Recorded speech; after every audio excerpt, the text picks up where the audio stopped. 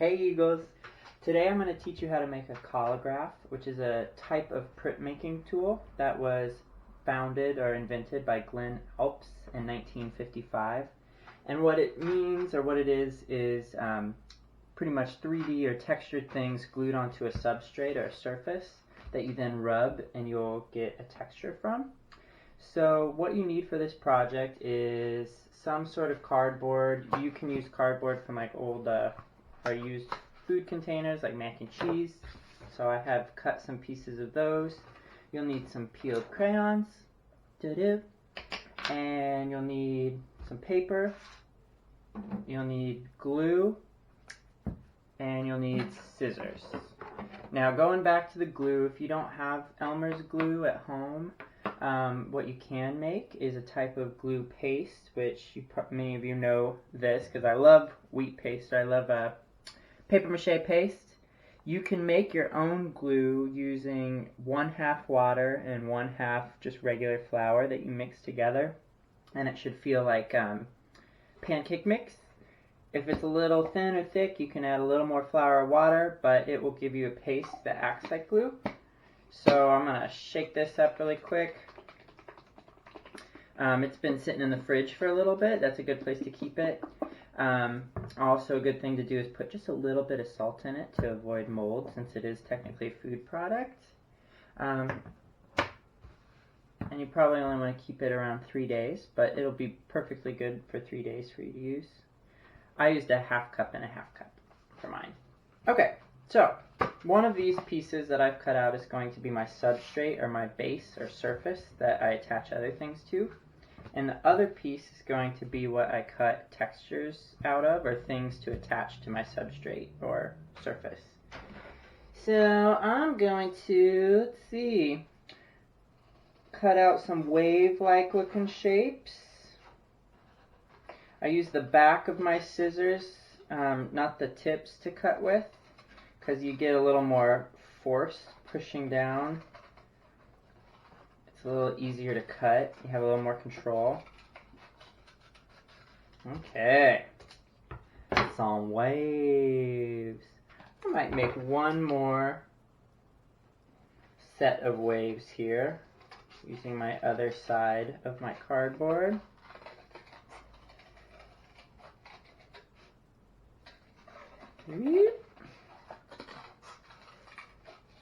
Cool. Cool, got my waves. I noticed that this negative space, or this negative shape that's left from my waves, kind of looks like clouds, which I dig.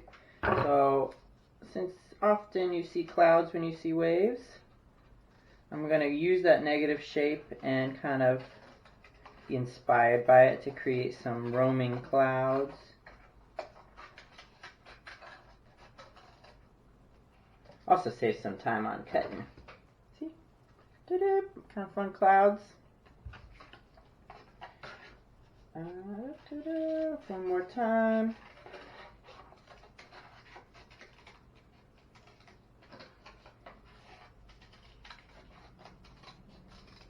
Cool.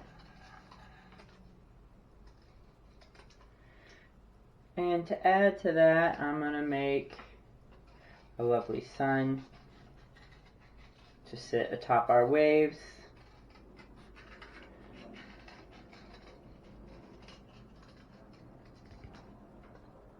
Ta-da! Alright. So now I have the pieces cut out that I want to attach to my substrate or base. And you can use like what are they called? A cotton swab to put this glue onto your pieces, or you can just use your finger like I'm doing. You can kind of scrape off the excess paste and use it to glue something else down. First set of waves. You can also use other things besides cardboard to attach to your collagraph. So like if you have some oranges lying around in a bag, you can use the mesh bag of produce or fruit. You can use corrugated cardboard, which is the kind of cardboard that has that wavy stuff in the center. but just this works fine too. I think I'm going to edit and just use one set of my clouds instead of both sets of my clouds, since my substrate or base isn't that big. I don't want to stuff it. And it's okay if there's like some paste on the top of your shapes or around the edges, because this isn't your final piece. Your rubbings will be what you eventually take away from this. Alright, so here's my lovely sunset, or sunrise, or just midday, but sun on the beach. Now, while this dries, after it's had a time to dry just a little bit, what might be a good idea is to kind of press it in a book or put it underneath something heavy.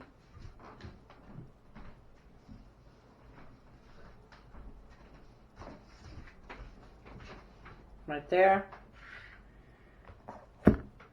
And inside of this book, I have a collagraph that I've already made, which is inspired by pizza, because I love pizza. So I will show you how to do a print with this.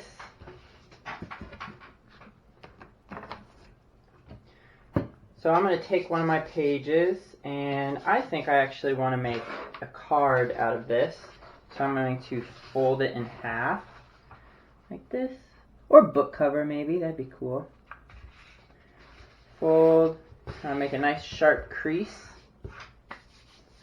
And then I'm going to put my collagraph underneath one of those pieces.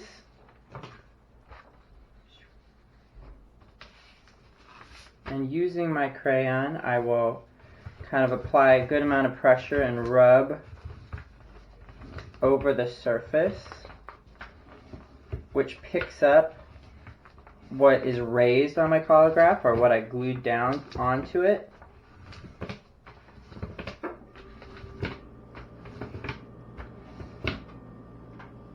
I'm going to go the opposite direction with my crayon too, to kind of give it a little more visual interest.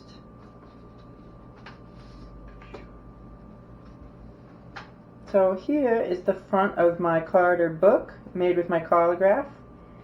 You can see that it picked up things that I had glued down onto my substrate. So I'm going to do the same thing on the back of my card or book, this time with green. Green and red are complementary colors, meaning the opposite of each other on the color wheel, which means that they go good together. They look nice with each other.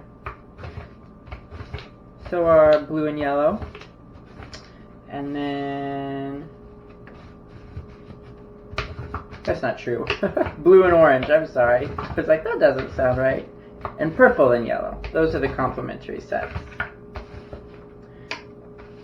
Alright.